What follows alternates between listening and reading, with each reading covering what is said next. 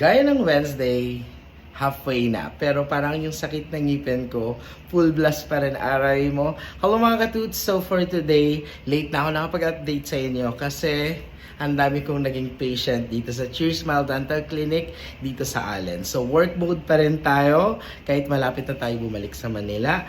And nakailang patient nga tayo? Parang naka 8, no? So, pinapabilang ko lang patient ko para sure. Ayan.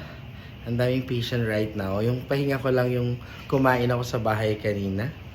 So, dire-diretso from 9 a.m. to 5 p.m. Actually, hindi ko yon routine na magising ng sobrang aga. Pero since nabigyan niya ako ng schedule ng 9 a.m. tapos 5 na agad sa morning, kailangan ko magising or nagpagising ako sa mama ko.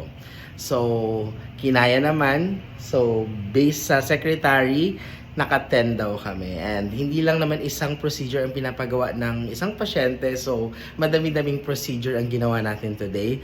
Kaya ang inyong dental beshi ay medyo tired na pero lumaban pa rin. At ginawa pa rin natin yung best natin sa mga pasyente natin. So, mga katuts, sa mga gusto dyan ng mga free dental services, mag-comment down below lang kayo kung bakit deserving kayo na manalo ng libreng pustiso, pasta, cleaning, and please don't forget to share my videos and follow my social media platform, Doc Noy.